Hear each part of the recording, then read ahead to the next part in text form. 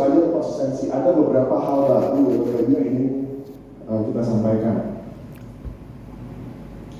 Pertama tuh mungkin kaitannya sama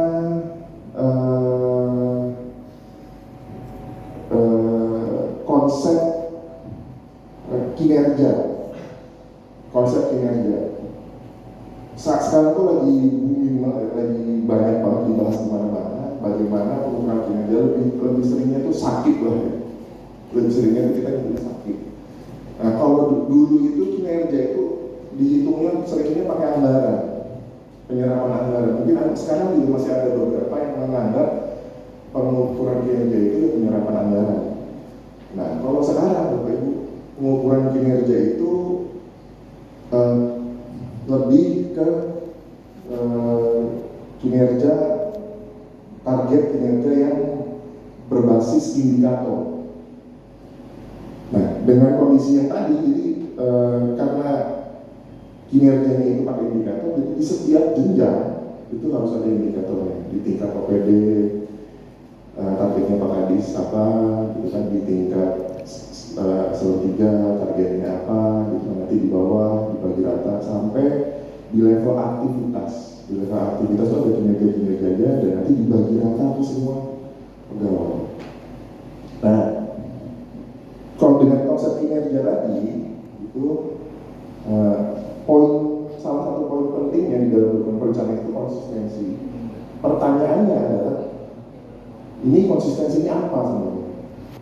Ini sebenarnya kalau kita bicara bahasa konsistensi itu kan nggak berbeda gitu ya, sama lah gitu, nggak berbeda-beda, nggak berbeda. Tapi kalau dokumen perencanaan berubah-ubah ya, nggak pernah sama ya. Dari rancangan awal mungkin nggak dari RPJMD, dari Renstra sampai jadi Ranger itu terus sama gitu, kayaknya enggak ya, pasti ada yang berubah kondisinya.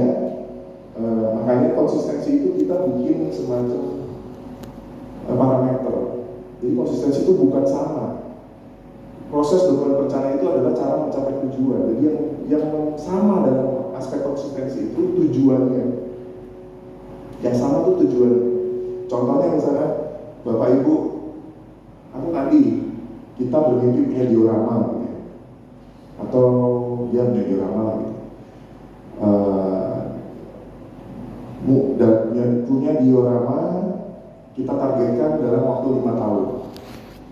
Kita targetkan dalam waktu 5 tahun atau 10 tahun. Cukup nggak 5 tahun? Cukup ya Pak. Kita targetkan dalam waktu 5 tahun. Tahun pertama sama tahun kedua misalkan bangunan fisiknya. Tahun ketiga itu SDM-nya. Tahun keempat tahun ketiga mungkin ini ya, pendukungnya, software-nya. Tahun keempat SDM-nya, tahun kelima operasionalnya. Misalkan seperti itu ya, kita rencanakan seperti itu di dokumen perencanaan. Nah, dalam prosesnya tadi ternyata pas berjalan anggarannya nggak ada. Ada ini COVID atau kondisinya kayak sekarang gitu ya, ada disensi segala macam gitu. Nah akhirnya nggak ada. Dan ternyata di tahun pertama bangunan fisiknya, misalnya tadi Pak Kadis menyampaikan bangunan fisiknya misalkan 4 miliar gitu, ternyata cuma ada 2 miliar. Gimana itu ada resiko nggak tujuannya nggak tercapai? Nah kalau tujuannya dalam 5 tahun diorama itu terbangun, tujuannya itu ya, konsistensinya di situ. Dan ketika tadi tahun pertama ternyata cuma ada setengahnya, akhirnya outputnya juga cuma setengah. Output pembangunannya ini. Ada resiko nggak kata diorama ini tidak terbangun? Ada kan itu tadi. Ada resiko. Dan akhirnya ada resiko inkonsisten. Itu inkonsistennya tadi tidak tercapai.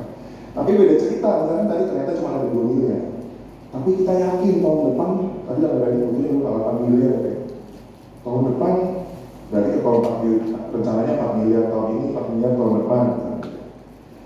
Tahun ini cuma ada 2 miliar, tapi tahun depan kita optimis anggarannya ada. Ini kita jadikan 6 miliar. Kita ubah misalnya dari 2 miliar, 6 miliar. Masih konsisten nggak? Masih ya, karena dalam konteks pencapaian tujuan itu masih ada arahnya, masih mungkin itu masih akan tercapai. Nah, konsistensinya di situ. Atau ternyata dalam setelah membangun, kita butuhnya nggak cuma 8 miliar setelah tahun pertama berjalan. Oh ternyata dengan hanya 2 miliar sudah outputnya sudah tercapai. Nah tahun kedua anggarannya dikurangi 2 miliar lagi. Masih tercapai nggak? Masih ya, masih tercapai. Itu masih konsisten. Jadi dalam konteks bagaimana cara mencapai tujuan, caranya, dokumen perencanaannya itu nggak boleh kita boleh berubah. Tapi yang nggak boleh berubah konsisten itu adalah tujuannya seperti itu. Nah, ini kita itu punya ini Bapak Ibu. Kapwal 060 148 tahun 2022. Kapwal ini itu kaitannya dengan aspek konsistensi dalam menyusun dokumen perencanaan. Dan konsistensinya itu dalam dokumen perencanaan tahunan dalam konteks ini Renja atau PKPD. Nah, konsistensinya itu dari awal Renstra diturunkan ke rancangan awal Renja sampai ke penetapan, sampai ke perubahan. Nah, aspek konsistensinya itu ada 3. Nomenklatur, target kinerja, sama pagu.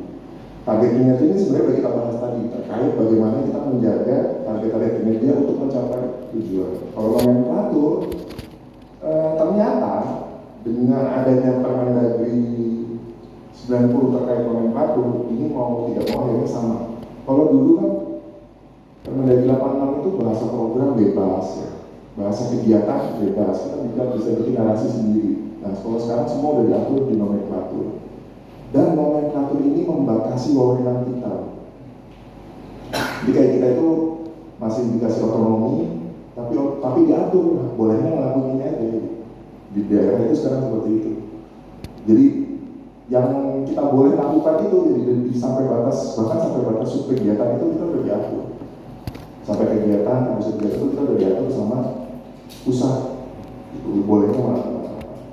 Jadi 2 ini udah terbahasnya Bapak Ibu. Satu lagi adalah konsistensi pagu. Nanti kita bahasnya ada sesuatu yang baru di konsistensi pagu.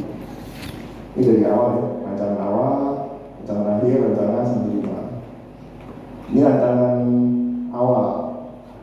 Nah, dalam menyusun rancangan awal, substansi utamanya itu Bapak Ibu, ini penting ya. Rancangan awal itu nanti Desember berapa bulan, 2 bulan lagi Bapak Ibu menyusun rancangan awal itu ambil langsung dari Renstra.